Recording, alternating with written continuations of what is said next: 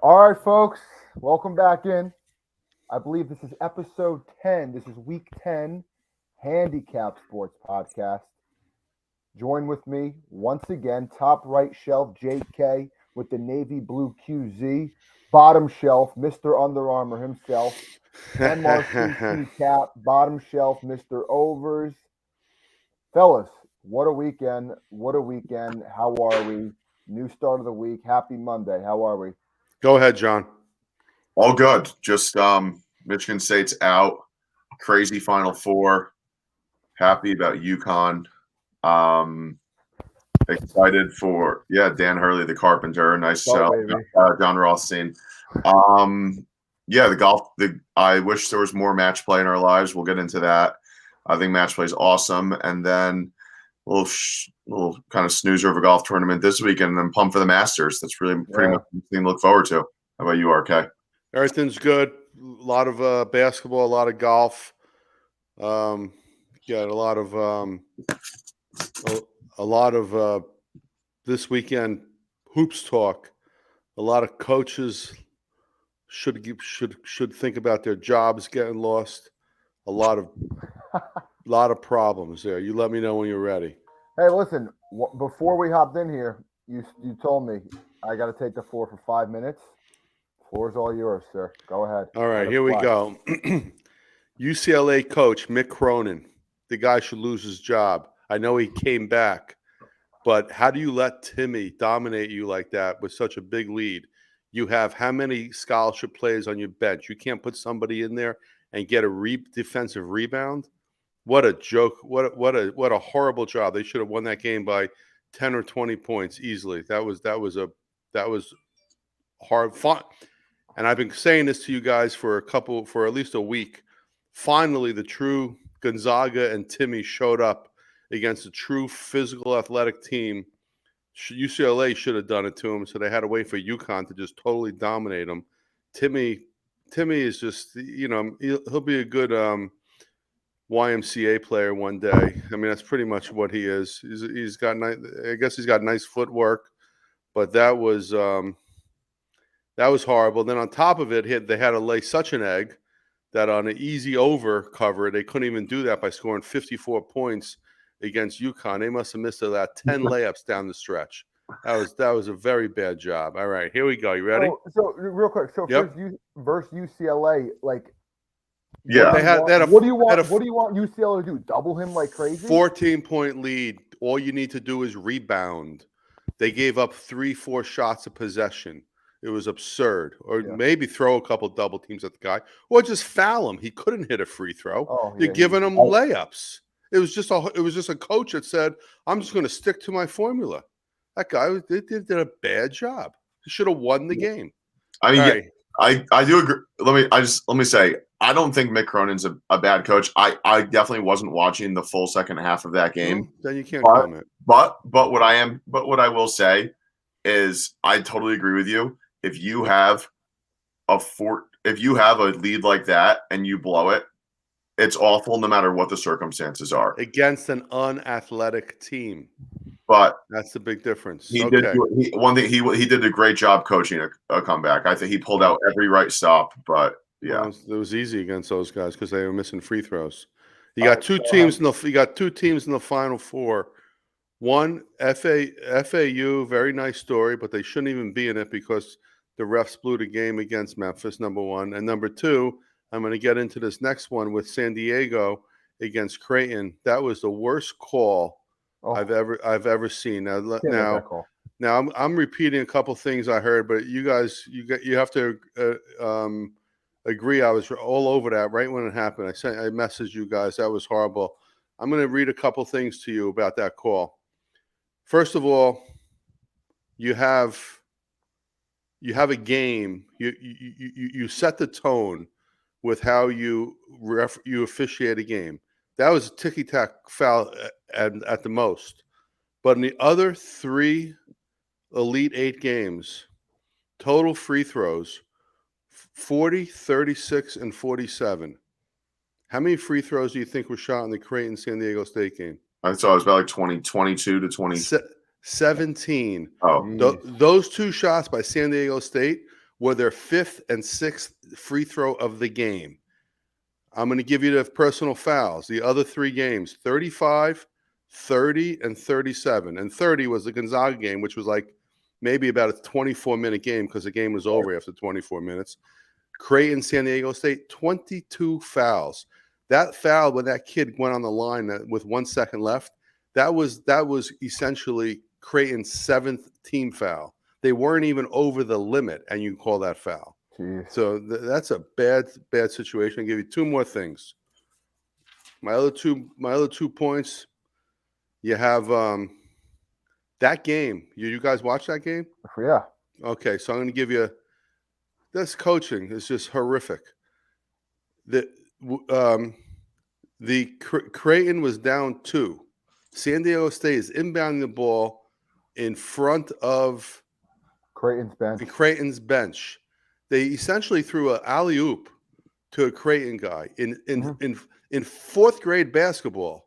You know not to throw the ball into your own basket. That was, and on top of it, if you call a foul, the other foul, there was a foul on that shot. And then the Creighton coach really made a dumb move. Oh. He called a timeout before the free throws. He used his last timeout before the free throws with 1 second left. If that kid made his first free throw, all you have to do is miss the second shot and the game's over. They didn't have it. What good is that timeout to tell them to do what?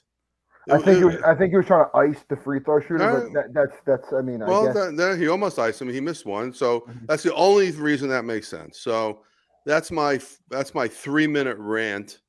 I thought a lot of disappointment, a lot of poor coaching. Then you had the stud, Danny Hurley coached a great game. You had the brain trust of Bob Sr. and Danny. I can only imagine what those guys are doing this week. I don't know how. They're just going to come up with something. I'll be shocked if they don't blow Miami out. Even though they have a great coach and it's a beautiful story. That Miami coach, I forget his name offhand. He's a great guy. I think he brought George Mason to the Final Four. He's going to be one of 15 coaches of all time to bring 2 teams to the Final Four. Very, very impressive. But I think the Hurley brain trust will be too much to deal with, and that's. But one of those 2 teams that I think got in by refs helping them is one of those 2 teams going to be in the national championship game.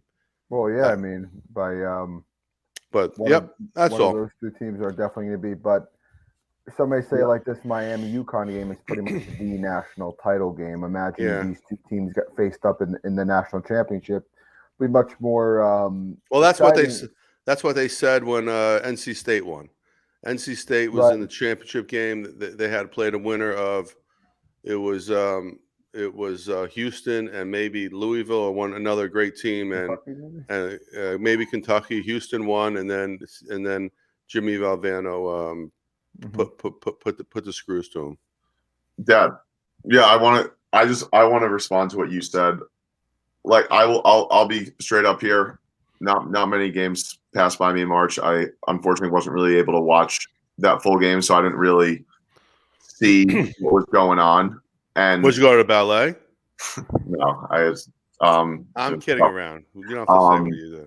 So, what I wanted to say was, I did watch the highlights of the game. Obviously, I wasn't so in tune with how they set the precedent for the game and everything like that. But when I saw the call, I knew a lot of people were complaining about it, and I knew you were going to be complaining about it today. And trust me, if it was up to me, I'm a bigger fan of don't make the call. Let the game happen. Let them go to overtime. Let them decide it then. But at the same time, I do also think you have to make a call if it comes down to it. And when I saw the highlight of the play, he was in his shooting motion. Gone. And the guy, he was on his hip. He didn't 17 free throws. 17.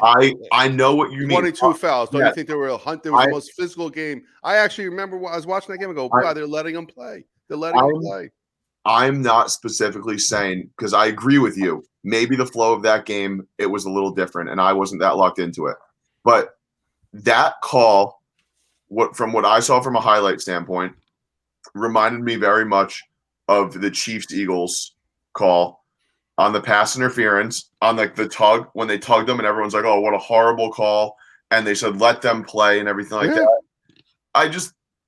It's a call that I could have seen being made and what is in the rule book as a foul and what is in the rule book as not a foul. I think some people would say that's a foul if he's in a shooting motion and he gets pushed. Some people would say it's not. But where I do agree with you, though, is if they didn't make that foul call. You can't change how you call a game in the last second. Let me finish what I'm saying. Where I do 100% agree with you is if they don't make that foul call, nobody is talking about, oh, that should have been a foul. Nobody's talking about that.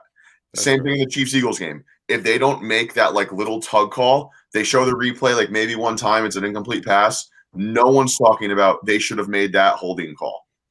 But yeah, I mean, I know what you mean. But at the same time, at the end of the day, he did. Oh, come on! Now you sound like Sparnacle or Sparnacle. No, John, I know what you're saying. Jacob, you know what I mean. What my point is, what I'm saying is during a basketball game, like if it was any other point in the game, I can see them making that call and no one freaks out. It's because it's at the end of the game. Did you watch the end of the game? Did you see that pass, long pass with 1 second left? That was a foul. They didn't call that foul. That was a foul. The kid on San Diego fouled the Creighton guy, 100%. Trust me, Dad. I was rooting for Creighton more than no big deal. I don't really care. I didn't have much. I didn't have much of an interest in that game, despite what you think. And the other thing I'll just mention here is what's that guy who's the guy Seth Greenberg. You like him? Do you respect him? Yeah. Boy, he hated the call. So a lot of people this morning hated the call. I thought he was going to blow. I thought he was going to have a heart attack this morning on one of the shows. You just can't put the end of the game in the ref's hands like that. You just can't do it. I guarantee you that ref has got to be miserable. He's probably going to be miserable. I think there's too many people.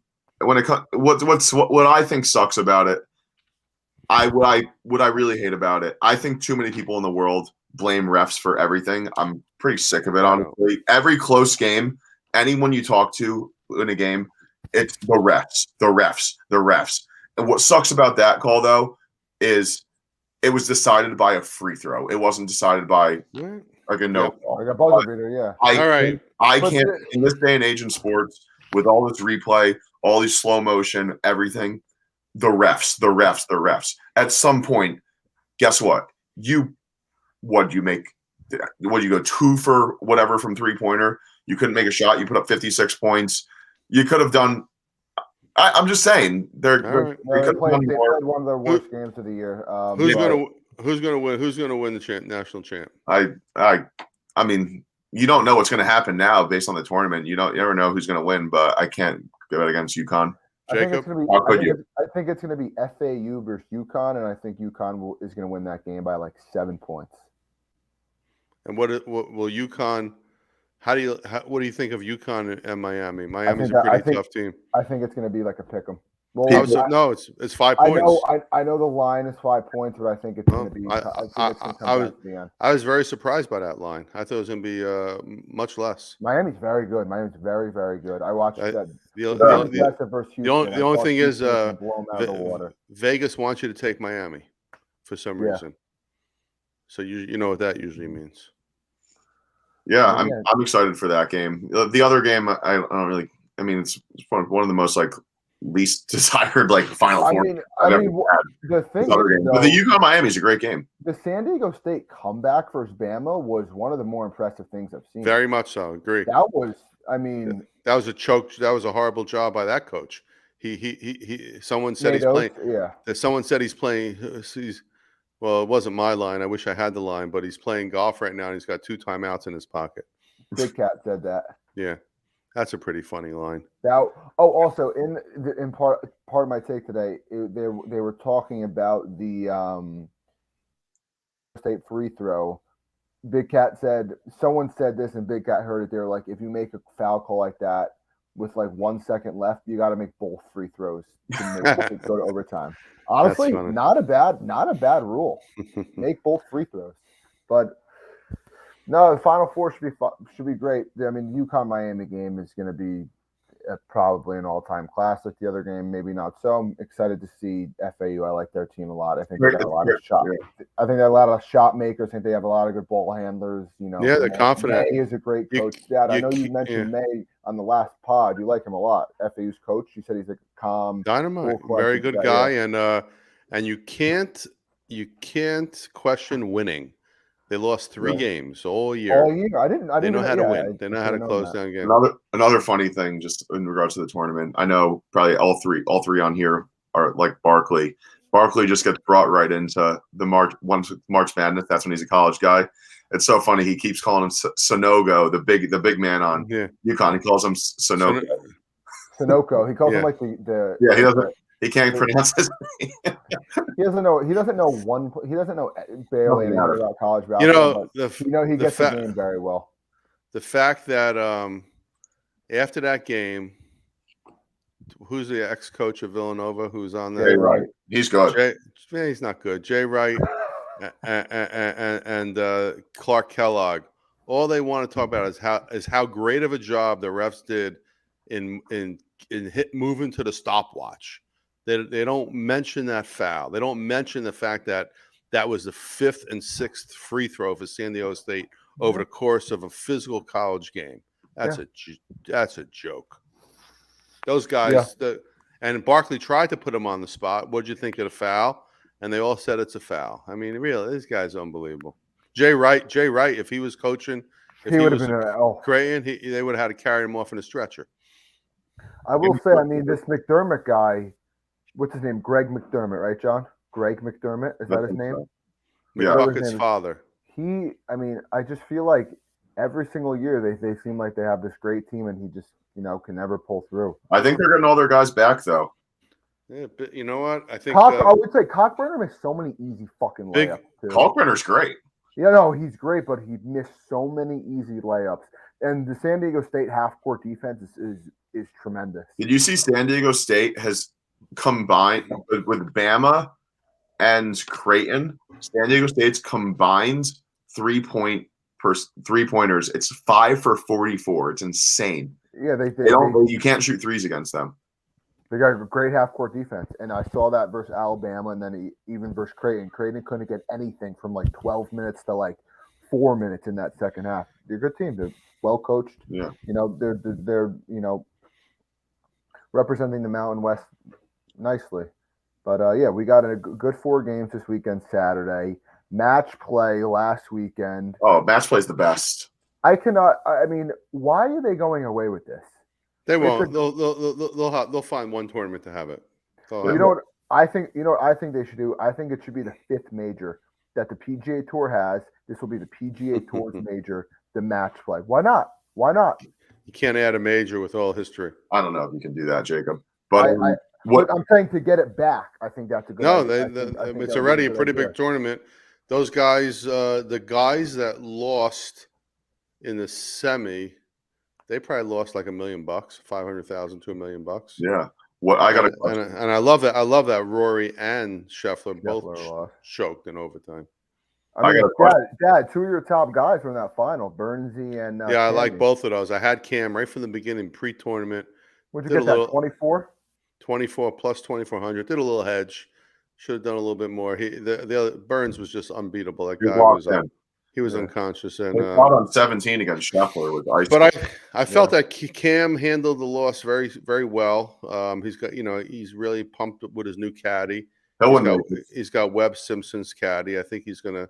He really bombs the ball, man. Oh. He's got that. He's a little bit like not as severe. He's a little bit like Hideki, where he kind of stops at the top. Sungjae too. Yeah, so they both got that pause, and then they rip it through. His club head speed is crazy. Yeah, I mean he's a very, very nice player. His everything was good, and then he made a clutch putt on 18, and then he made the clutch putt to win it on 19. That was very cool. And I got a question. The clutch putt to win it was just firm. Yeah. And you knew Rory was going to miss. Of course, Yeah, Rory. he He's got his new putter. It says Roars on the back. Good for him. I got a question. What if that was stroke play at that course? What do you think the winner shoots? Oh, it's At it's a birdie fest. I say 30 under. Yeah, it's a birdie. It's a birdie It's a great fest. match play course. Every par five's gettable. Plenty of par fours that are drivable. 18. They just missed driving it. They're always like a little short left, right in the rough. Rory had the shot of the tournament on what day was it? Where he drove.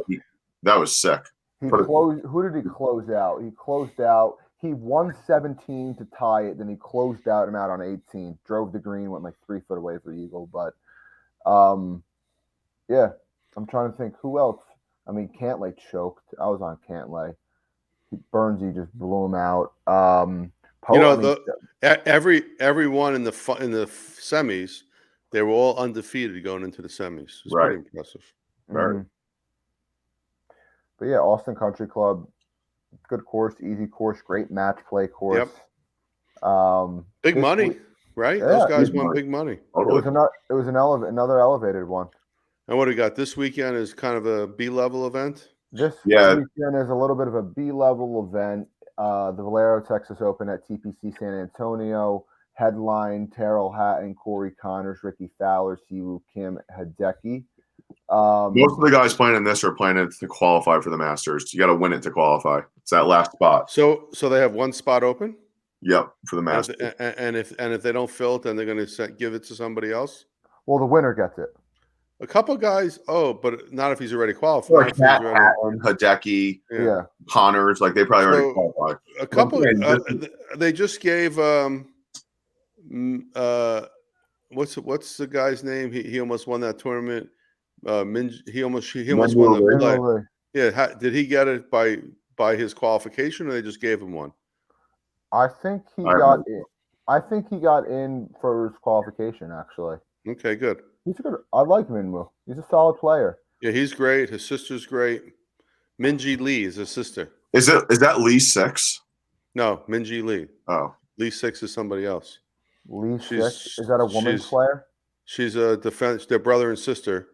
Oh, Lee 6 is a woman player who changed her name to Lee 6 because there were so many Lees on the LPGA. She wanted to single herself out. I like that. True story.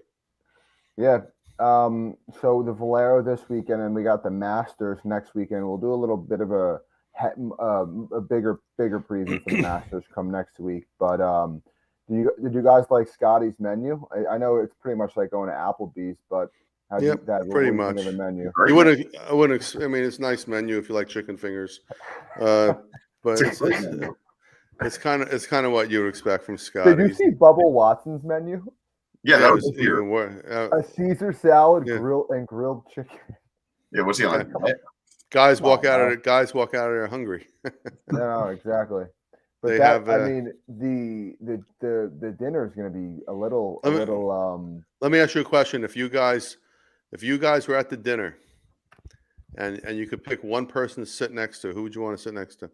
Jacob. Probably Adam Scott. Adam Scott. Well, you think he's so interesting, or you just like him?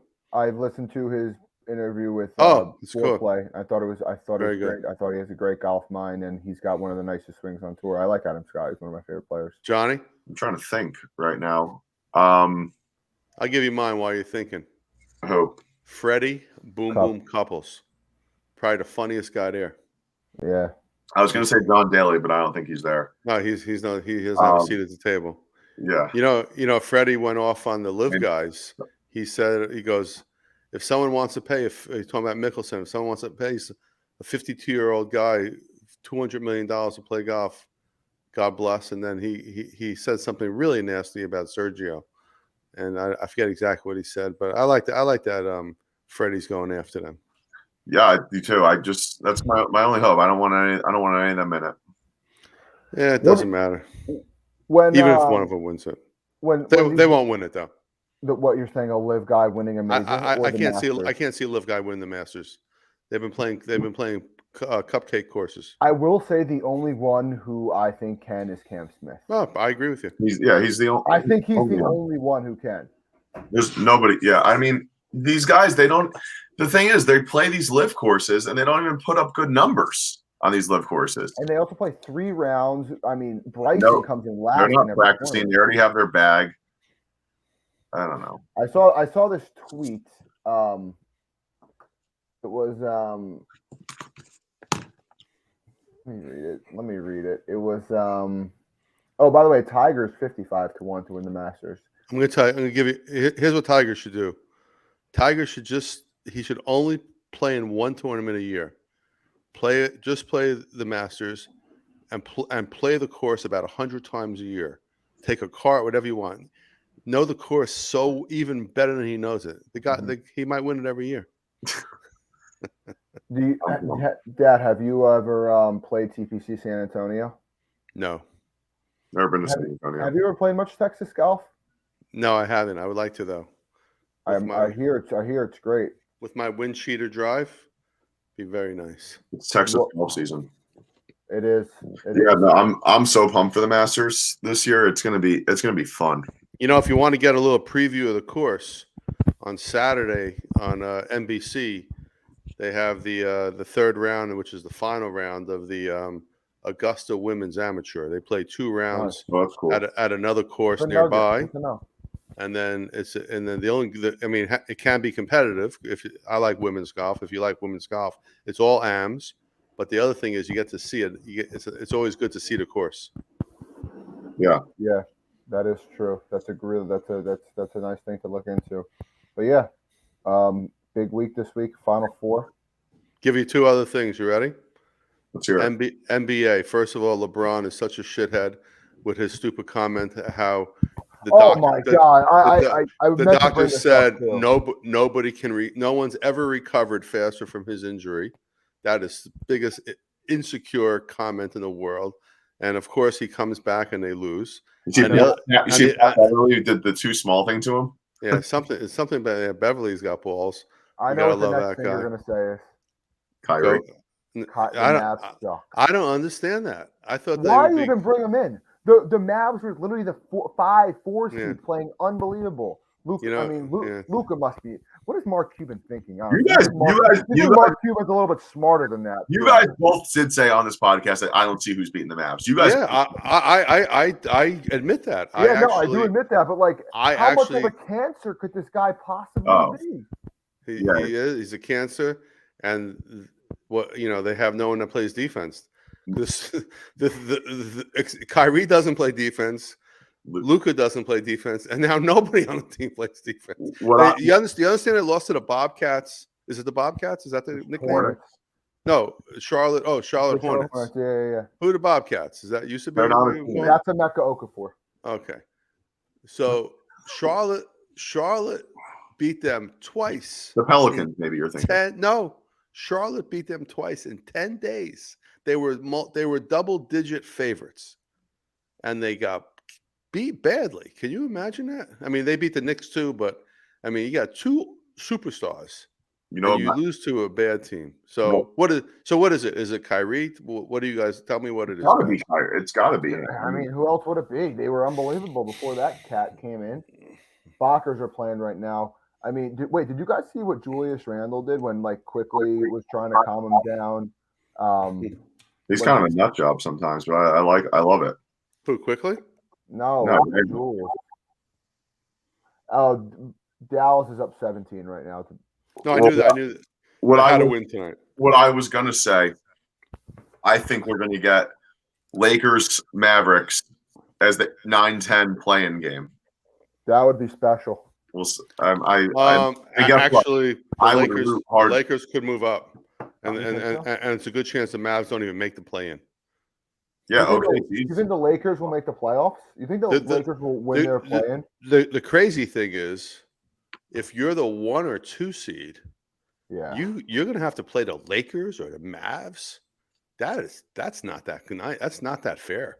I mean, Lakers with LeBron. Lakers are actually pretty healthy now. There's an all-time recovery. The unibrow is absolutely nuts, and you hate him. And LeBron. I mean, who goes? Who goes? Oh, there's actually tonight. I saw a commercial. There's something on ESPN about the McDonald's All-American, maybe the Slam Jam or something, or the Slam Fest. Bronny's in it. Bronny's in it. Yeah, Bronny's in it. LeBron will probably take off, like miss a game to go yell at him from the sidelines. Do you see all his antics during Bronny's games? So it's And he goes to shoot at halftime. I mean, I understand he's LeBron James, but like one word: insecurity. he really is. I mean, The guy's ridiculous. a billionaire, close to it. The most And he's insecure billionaire he's of all insecure. time. It's unbelievable. All right, my man. Yep. I'm sorry I went off today, guys. I No, hope I you're love it. okay with it. No, I mean Love it was expected, and we totally agree with that. I mean, going back to needed that it. timeout. I mean, sorry, that foul is just it's tough. Coaching, man. They got these teams have 10 coaches on the sidelines. He threw it under their own basket. What kind of pass was that? You ever see that before? Horrible. Even one of your teammates on your fourth grade basketball team wouldn't have done that, Jacob. No. It's because we were coached by you. Would have been one of those kids would have been. I don't want to know what would have happened to him. There would have been some angry mothers. That's very true. There would have been some angry mothers. You're not wrong there, but yeah, hell of a weekend this weekend. Final Four, Valero, Texas Open. Following week, Big birthday on Thursday too. Big birthday on Thursday. Happy birthday, Jacob. We're all getting together this weekend, and then also we got the national championship game on Monday. Could do like a live pod maybe during the game. There you go. That'd be fun. A little bit. Maybe we'll do a little. Maybe we'll do a little live for the. That's good for the. Maybe we'll do a live stream. Maybe we hit it at halftime. Yeah, that's a good idea. We could do a first half, recap, first half recap, thoughts, what we think is going to happen in the second half. Nope. And then we could go first half recap. No pun intended. There you go. All right, big. That's a good headline. Weekend. That's a good headline. Yeah, that's what we're going to do for next Monday. Natty Chip, Masters preview as well. Getting into the nice swing of the golf season. Masters, majors coming up. A lot of money to be made, folks. That was another edition, Week 10, HandyKap Sports Podcast. Folks, it's been fun again. We'll see you folks next week. All right. Peace.